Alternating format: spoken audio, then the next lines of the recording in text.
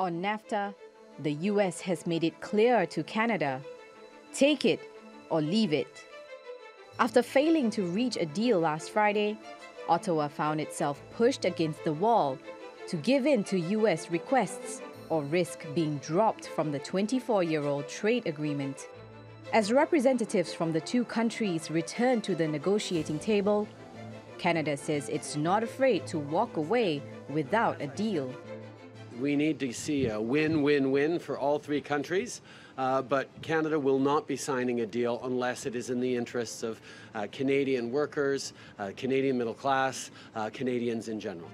Canada is expected to stand its ground on its tariffs on dairy imports. The US is pushing for concessions for its farmers, who are subject to a 270% tariff on their products. Canada also wants to eliminate steel and aluminium tariffs the two have placed on each other. But Washington is threatening to add duties on more products, including cars. And while US President Donald Trump wants to abolish NAFTA's dispute resolution system, the Canadian Prime Minister has insisted on keeping it. The mechanism allows independent panels to resolve conflicts among the three countries. As a 90-day deadline looms for the White House to submit any new agreement to the Congress, some analysts say Trump is using time as a negotiating tool. I think Trump's tactic was to divide and conquer in order to get the best out of it. First from Mexico, because Mexico was more in a hurry, and now that he has an agreement with Mexico, he's going to be able to put pressure on Canada. Trump's trade policies haven't been achieving his desired result. Despite increasing tariffs on a variety of foreign goods, the trade deficit is showing no signs of narrowing. In fact, it soared almost 10% in July, hitting a 5-month high of $50 billion. But it's not making Trump soften his stance. He's reportedly backed additional tariffs on up to $200 billion worth of Chinese products, defying advice from his own business leaders. Laila Humairah, TRT World. So for more on the NAFTA negotiations, I'm joined now by Jeffrey Tucker in Atlanta, Georgia. He's the editorial director of the American Institute for Economic Research, and in Paris is TRT World's editor-at-large, Craig Copetas. Jeffrey, welcome. Hello, Craig. Jeffrey, I want to start with you, if I may, and I want you to accompany me into the theatre of the absurd for a moment, because as much fun as NAFTA renegotiations are, I'm sure everyone in Washington's fixated on Bob Woodward's new book on Donald Trump. But interestingly, and the reason I bring this up, is that in that book there is a passage in which former National Economic Advisor Gary Cohn apparently stole papers off of Trump's desk in order to prevent him from signing those papers to pull the US out of NAFTA. In Trump's eyes, is NAFTA all but dead? Yeah, I think it's been true since January. I mean, he has no interest in these multilateral trade agreements at all. He thinks all trade agreements should be nation by nation. So the next nation in his targets is Canada. So we have the worst imperial American attack on Canada since the War of 1812. That's actually what's going on right now. It's absolutely stunning and shocking and hilarious and ridiculous if it weren't so real and at some level terrifying. Yeah, I absolutely agree with you there. Look, equally though, Justin Trudeau seems to be perfectly happy to walk away from NAFTA. Who needs NAFTA the most out of the three countries? I would say, well, all three of us need it. Look, I don't understand that. This is about trade. Trade is about mutual benefit. This is not a dog-eat-dog war. I mean, Trump is trying to use both Mexico and Canada in his kind of political, how would you say, propaganda war for American nationalism. That's what's really going on here. I think that Canada is going to give in. One problem that Canada faces is the problem of its dairy industry. You know, with all the U.S. and Canada compete on who's going to subsidize dairy more. You know, so both have kind of centrally planned systems of dairy production. You know, with all kinds of production quotas and price restrictions and all kinds of things. Canada wants to preserve that. The U.S. wants to preserve that.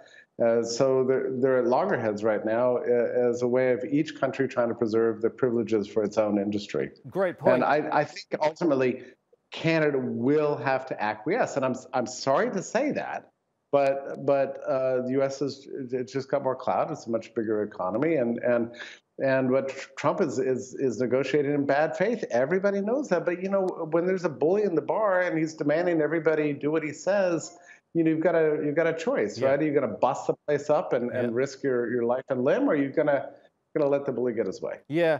Craig, I want to bring you in. I mean, Jeffrey mentioned one of the major sticking points, the dairy industry. Let's talk about one of the other ones, which is that conflict resolution mechanism that we heard in Laila's package earlier. This is absolutely central to NAFTA. How important is the current mechanism in ensuring that there is a level playing field? And because the reason I bring it up, of course, is because Trump actually wants to do away with it. It's a vitally important mechanism, and I think discussing it is a waste of time. And here's why. Bob's book, Bob Woodward's book, Fear, okay, is a book that paints the White House as a one-man loony bin. Now reflect on this for a moment.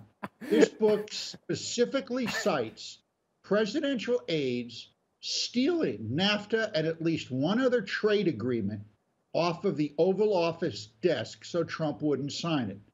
Now, that is beyond the twilight zone, and it goes into the outer limits that make the kingdom of Narnia look like a reasonable sovereign nation to do a trade agreement with.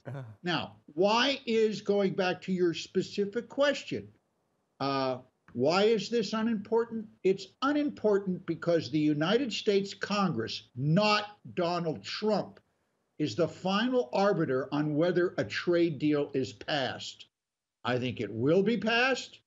I think it will happen after the election, after Donald Trump takes off his ruby slippers and maybe goes back home. I cannot see the constitutionally mandated third branch of the United States government, going along with the kind of character painted in Bob's book, and a president who's doing trade agreements through tweets. Yeah.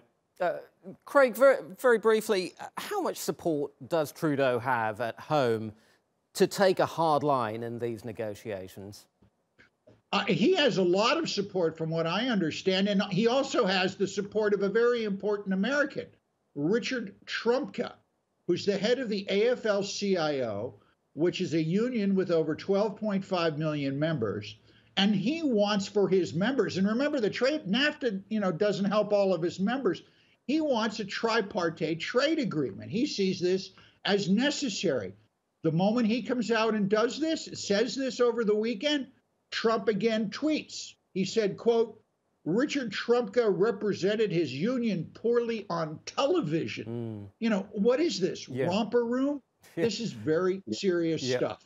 Jeffrey, let me bring you back into this. Go ahead if you want to respond to something. I was going to say it is romper room. I mean, that's what we're dealing with here. It is a theater of the absurd, and so far everyone's underestimated the ridiculousness of the Trump administration and its trade negotiations. What I find most interesting from an American point of view is that the people who have been harmed the most by Trump's so-called trade deals, which he's constantly bragging about, are his own voter base. This is actually a very serious matter because come the election time, a lot of these people have been very seriously harmed from the steel tariffs, the aluminum tariffs, all these inputs, the import tariffs against China, all this belligerent stuff. Many of his own voter bases depend very heavily on a globalized economy, and they're paying a price that people and the people that voted for his opponent are not paying. So that's an interesting. Here's the thing: Trump is. In all this stuff is not as smart as he thinks he is. This is what he's overlooking. I mean, he genuinely believes that economic nationalism is good for the country and good for everyone and the cause of current U.S. economic growth. He is wrong on every single one of those points, but he doesn't know it. nobody can seem to get through to him. Yeah. But the voters might eventually get through to him. Yeah. It's ruining his entire economic agenda. He's throwing away everything, and he doesn't even know it. Yeah, as Bill Clinton didn't say, it's the ideology, stupid. Jeffrey Tucker in Atlanta and Craig Copetas, thank you both very much indeed.